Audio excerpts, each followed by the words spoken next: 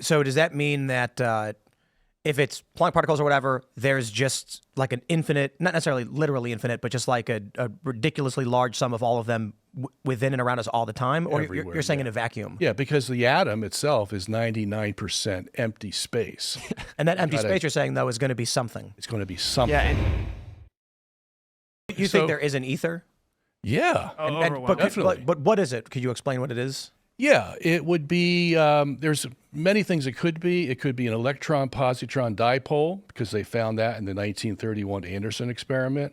It could be Planck particles at 10 to the minus 35 meters in length, because we know that space cannot be nothing. It has to be a something, and if it's going to be a something, it has to be the smallest something that's possible to exist as matter. So so does that mean that if it's Planck particles or whatever, there's just like an infinite, not necessarily literally infinite, but just like a ridiculously large sum of all of them within and around us all the time? Or you're saying in a vacuum? Yeah, because the atom itself is 99% empty space.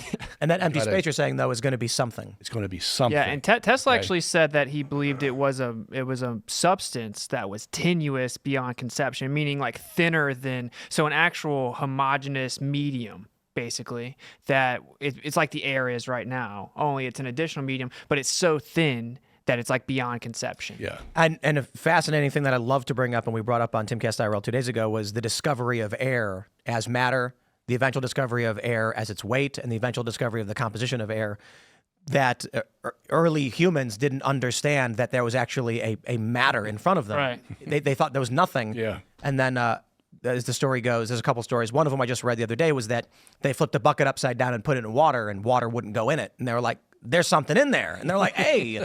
And then it wasn't until, unless all of our understanding of science is wrong, which, I say a lot, was the 1700s with, who did we look up? He actually figured out the weight of air. And then so it's fascinating.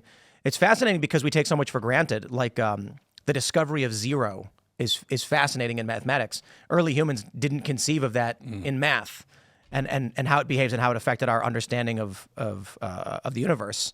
So, just simply put, to wrap that thought, there's so much we don't know that would dramatically change everything we think we know about the universe, which could happen as soon as humans discover another concept. Or, zero is kind of fascinating because it's so obvious to us now. It's just ingrained in us. Yeah, zero, right? But there were generations of civilization where they were like, huh? And then somebody went, dude, it was an Indian guy, and he was like, look at this. And then they were like, whoa, that makes sense. Cool stuff, huh? That's an important point, right? Is this like dogma is so antithetical to science or discovery and knowledge. Throughout all of history, someone's made a random discovery that shattered the current paradigm, right? That's what happens. So every time the mob role ridicules those who point out that there may be alternative or the evidence doesn't match it. Until that happens, everyone switches overnight, right? So, let me ask you, how do you explain gravity? Gravity goes right back to the Planck particle, I think. Now, there's a lot of theories out there about gravity. But if this book is 99% Planck particle and, whatever paper's made of. But you just mean ether. You could say ether. I mean, do you think it is Planck particle? I think, yeah. It has to be the smallest possible material substance that nature allows. Because if it's not the smallest, then you're going to have something there between the particles that can't be nothing, has to be something. So now you're going to have to go back to the smallest possible particle and the smallest possible distance. This is all already known in quantum mechanics, okay? So if everything is filled with Planck particles, then if you have matter made up of, protons, neutrons, electrons, and that can exist in a Planck particle medium, then it's going to create a vacuum. Okay? You need me to elaborate on that? Yeah, we'll explain. You're saying we're being pulled down by vacuum forces, or? Yeah, that's pretty much what it is. It's a vacuum force because you have matter impeding on the Planck particle, and now the Planck particle isn't at its optimal density. If it's not at an optimal density, and nature abhors a vacuum, then it's going to try to compensate for that lack of optimal density, and start pulling. Whatever's out there, it's going to start pulling. So do you think that there is a firmament and there's no space then? See, now this is another issue about the firmament that we need to know, which is a lot of the theories are based on the fact that the firmament is a solid thing. That's why you have the picture of the dome. That's what you get in Genesis chapter 1, verses 6 to 9, that it's a solid thing. Yeah, it looks like a glass barrier, right? Yeah. Figuratively. Yeah, but whatever it is, it could be gold. Who knows? It's solid. Radiation. Well, that's not solid. No, you're saying the presumption is that it's solid. No, because that's what the Hebrew word means. Really? I mean, that's why you get that's why you get the word firmament. It's firm. Yeah, but in Greek it's stereoma, which means solid. Yeah, but there's another facet to this Hebrew word, rakia, and you get that in the second part of Genesis 1 when it starts talking about the celestial bodies. It says God made the sun, the moon, and the stars and put them in the firmament. Mm-hmm. Okay, well, how can that be if it's solid? They're wrong. No, you got two meanings for the firmament. You got one that's solid, and you got one that's ethereal. And that's where the celestial bodies can fit in. And if you follow the meaning of firmament, the rakia or raka, it's another derivative of it, throughout the Old Testament, you see those two meanings. So let me try and get the gravity explanation then. So, well, gravity's fake, and this is how we know, because it's all buoyancy and density, because this I can prove. Why does a balloon float, Tim? Is Archimedes' law of displacement? Which was discovered long before gravity, right? I mean, oh, yeah. But we put the little g in there now.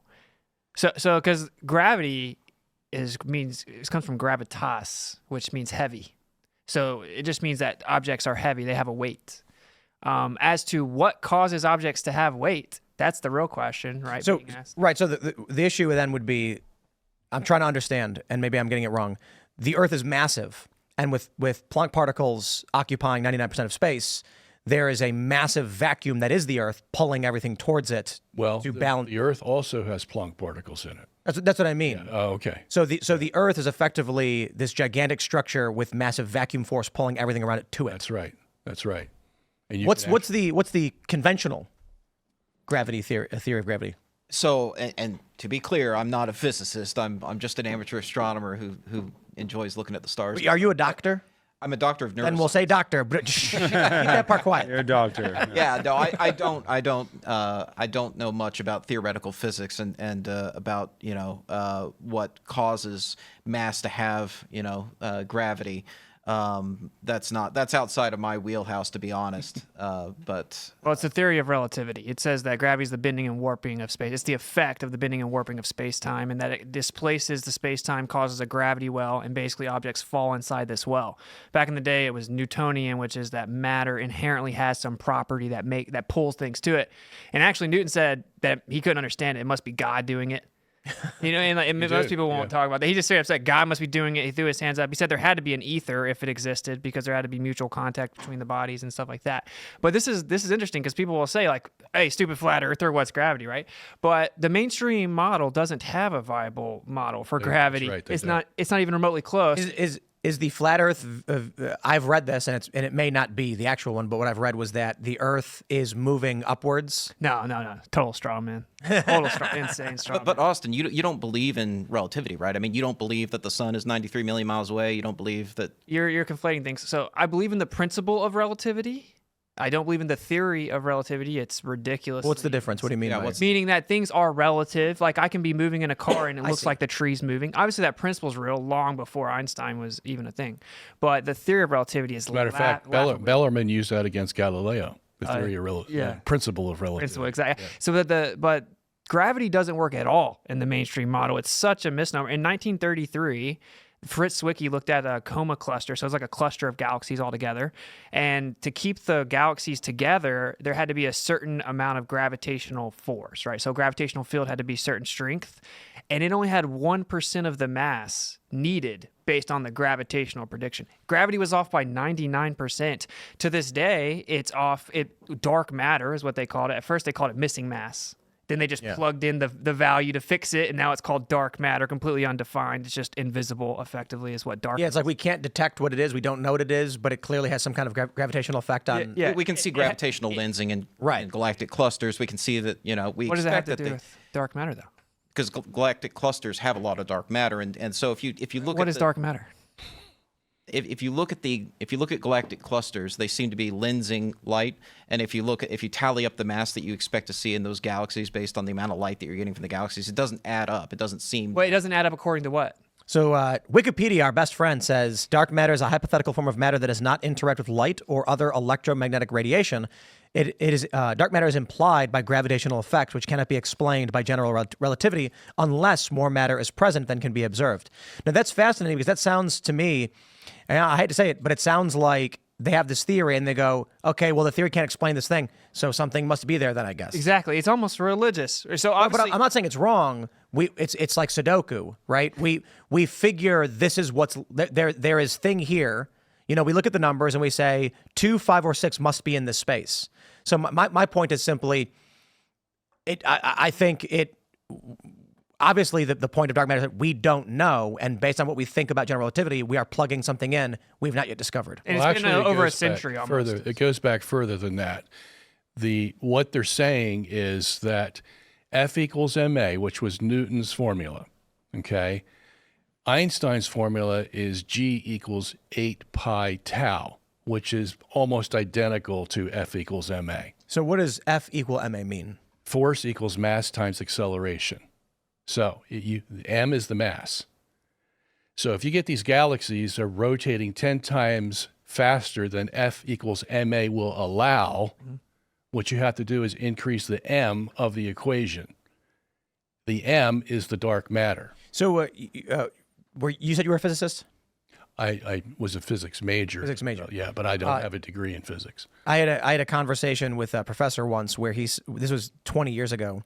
We were talking about string theory. I was reading a book on string theory and dimensions, and he said something like, yeah, well, now it's M theory, and there's another dimension they just added. And he was like, the issue is that it seems sometimes like a lot of these guys have dedicated their whole lives to the research of this unified theory where they're trying to figure out what's going on, and to learn that 30, 40 years of research may have been in the complete wrong direction would be emotionally shattering to these people. Yeah. Thanks for watching this clip from the Culture War podcast. We're live every Friday, 10 a.m. to noon, so subscribe and come hang out.